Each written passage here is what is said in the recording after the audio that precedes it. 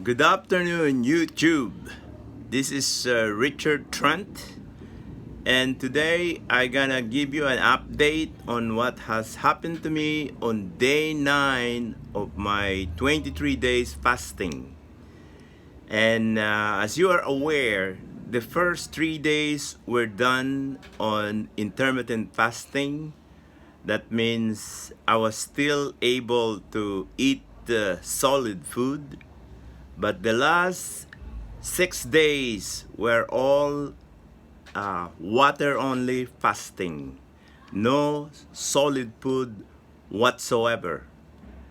So before I go further, I don't want to make this video so boring, and I myself is not enjoying it. I don't want to show you my ordeal, but I'll try my best that I'm trying to be happy to do this at the same time. So I gonna tell you some stories to show you some of my experience and what I have, experienced in Canada. You see, I've lived in Calgary, Alberta, Canada for 40 years. And I got there was when I was 29 years old, and when I retired, I how do you call it? Stayed there and got my full pension, etc. And just to give you a motivation why you should come to Calgary, and these are the things that I have learned that you might be interested with. Number one, the temperature in Calgary is awesome, and it's because it sits 3,000 feet above sea level. Unlike where I'm staying right now, where I'm retiring, I'm at sea level here in the Philippines. Now, I think in my 40 years stay there, I never experienced having too much snow. Most of the snow we have is 4 to 6 inches. I think on a couple of occasions, I did experience knee-deep snow, but it didn't even last for a while, maybe a week or two. But the coldest temperature I have experienced there, especially when you have snow, thick snow like that, is minus 30. Okay, so that's in centigrade. So if regular winter comes, normally the weather is between 10 to 20 degrees. But when you live there for about a year or so, you don't feel it anymore, because all you have to do is keep your clothing warm. Wear some gloves and put a cover in your face. So next, Canada, the Alberta, Canada city is also a beautiful city.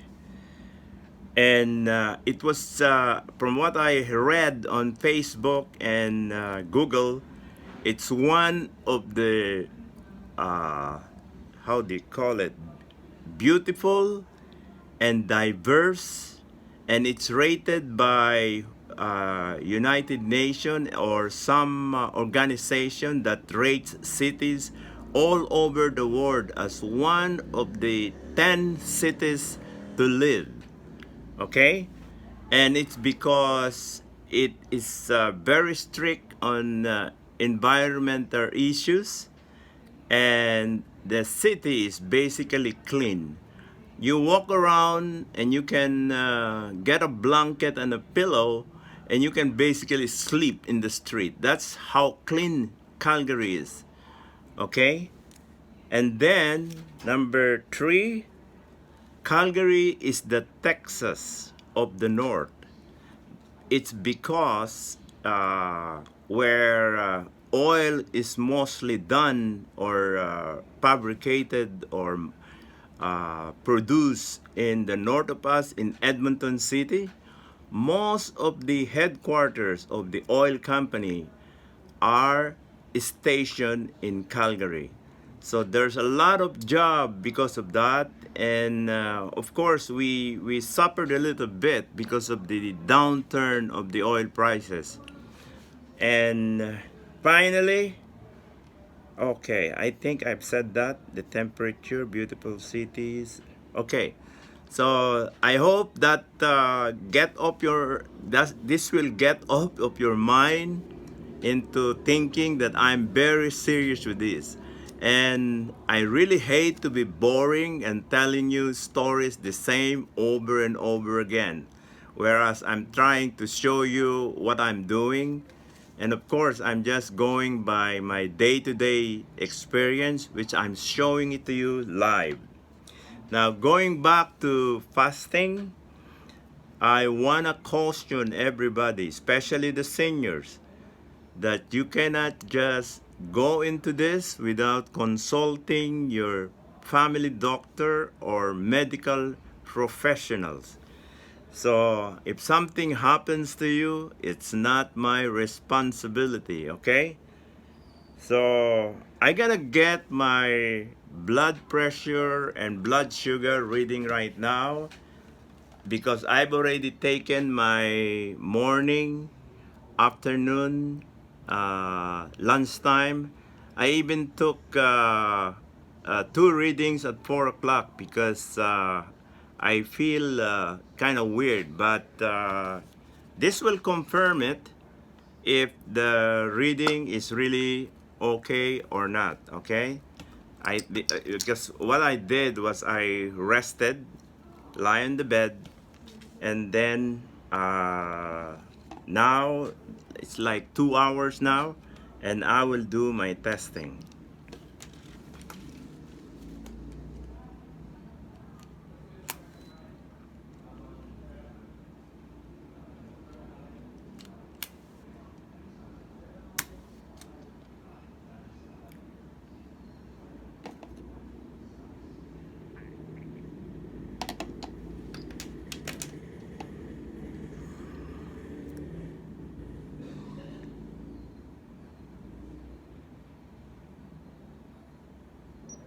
Wow. Wow, wow, we. Now I have verified something, and I'm really glad that I will show you this reading because this is a dramatic change. But anyway, I will record it first. Okay, so you will know what I did. Like I told you before, I prefer my reading to be in the 70s and 80s, preferably lower 80s, okay? Now I'll take my blood pressure reading.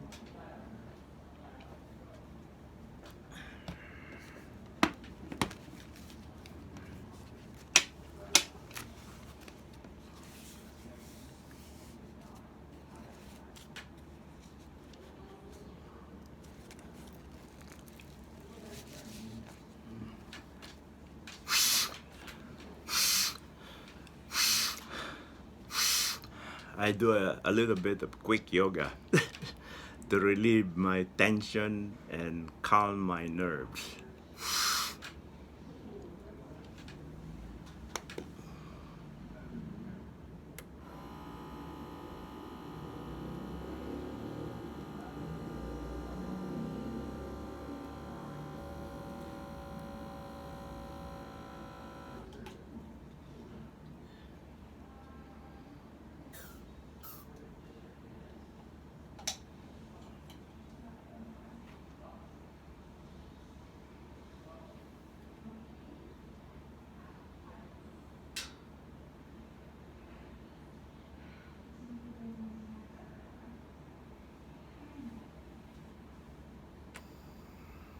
Okay.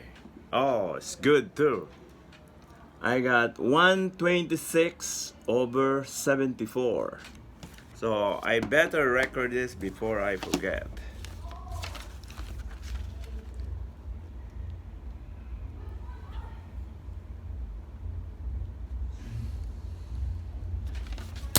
Okay.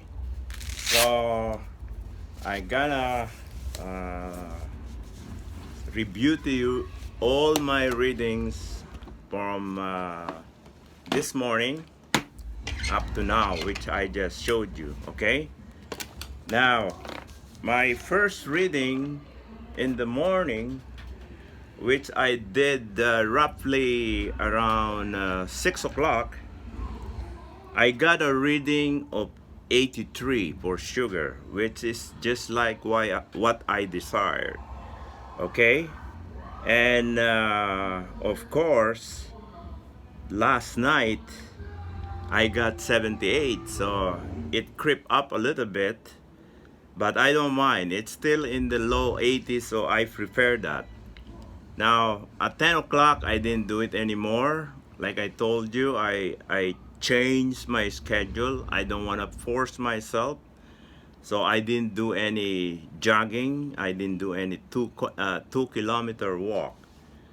But what I did for just to experiment, I think at 8 o'clock, I went to a restaurant. So to check around and see what happened, and of course my best friend, who is my close friend, very close. But I won't say it to you first. I gave her a good breakfast because she herself is testing her sugar, but I'm not telling her to do fast or water fasting yet. She's doing intermittent, and so far she's doing okay. Okay, so what I'm trying to tell you in short is I tried to be active, and from what I learned yesterday, I gonna drink water all the time. I don't have to check my pee to see if it's yellow. All I do is drink water all the time.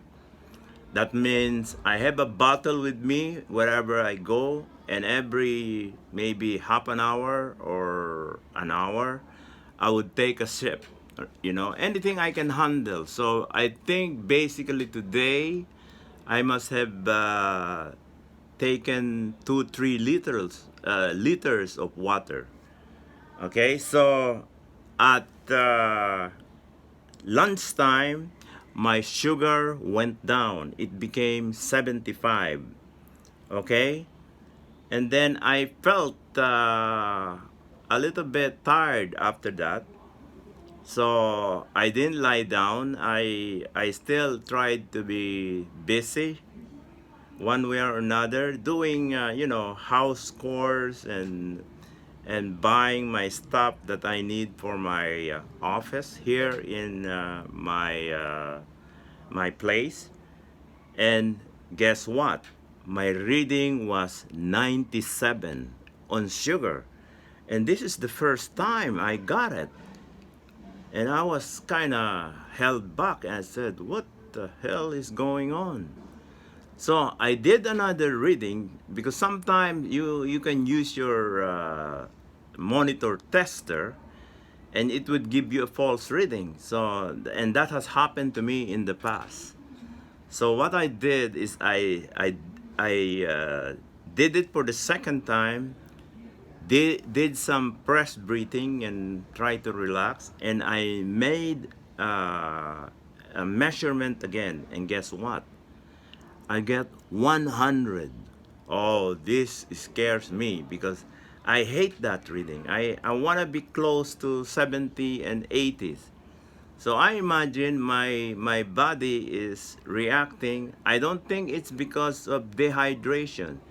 It must be something that's trying to balance inside me, and now after I saw my reading just now, I think there's one thing I forgot, that anytime I feel a little bit tired or something, lie down, rest in your bed, don't do anything. But today I was trying to prove to myself that hey, I can move around and be up all the time. And no, my resistance then is putting stress on my body because it's not getting food. And we know, everybody knows that stress is one of the culprit in making your sugar up. That's why people who have lost their loved ones, lost their job, will find their sugar going up. Okay, so now that I have rested for 2 hours, because I took those bad readings at 4 o'clock, and this is 6 o'clock now in the afternoon, November 12th, and I got 75. Okay, so resting works. Okay, so now I gonna go to my blood pressure reading. In the morning I got 121/74. So it's really flying colors. And imagine, on my cholesterol, I took it off already the last 5 6 days. And then my hypertension is only 121, which the lower I can get, the better. So if I get around a reading of less than 100, anyway, the hypertension reading is between 90 to 120. If I get something like the 90s, I will remove my high blood medication altogether, and that's the plan. So I'm just waiting for that to really come down, and I'll take my medication. And this is the advantage that I've seen on YouTube, that if you are able to remove your toxin and continue in eating, balanced diet or food that are usually plant-based, you can remove your medication. Okay, but even though try to do it slowly, just like what I'm doing now. You cannot just remove it, because especially like me, I've been taking high blood medications for like 20 years. Okay, and I did it religiously, and I thought that's the best course. So at lunchtime, while I'm trying to be busy all the time, my hypertension went up a little bit. From 121, it went up to 125/71. But my cholesterol went down, so I'm happy with that. So when I told you that I got scared when I took a reading at 4 o'clock p.m. after being busy the whole day, my sugar or my blood pressure went to 134/75. So it correlates to my increase at 4 o'clock on my sugar that went up to 97 to 100, because from 125 at lunchtime it went up to 134, but it's still within the limits, because like for a senior like me, I'm allowed to get 130 to 135. Okay, so the cholesterol is still okay, so I did not do it a second time because I know I'm safe. Okay, so I got 134/75. And right now in front of you at 6 o'clock, like 2 hours later after I rested, I got 126/74. So, hallelujah, we're on the right track. Okay, so where can we? So, what I've learned today is although I like to get busy all the time, I think I have to be really careful and do a lot of resting if I have to. But again, drinking a lot of water helps, because now I was able to avoid the fluctuation that I had yesterday. But that one that happened at 4 o'clock is still a fluctuation. And I hope I won't see that tomorrow, but we'll find out. Because if it still fluctuates and I rested, that means something is still wrong that I have to figure it out, okay? Like I said, I'm not a medical practitioner. I'm just, my background is mechanical engineering, and what is this? I learned all of this from watching YouTubes and searching the terms at Google. And I hope I'm showing you this live thing that you can understand. And if you have any question or you have any comments, just put it down at the bottom.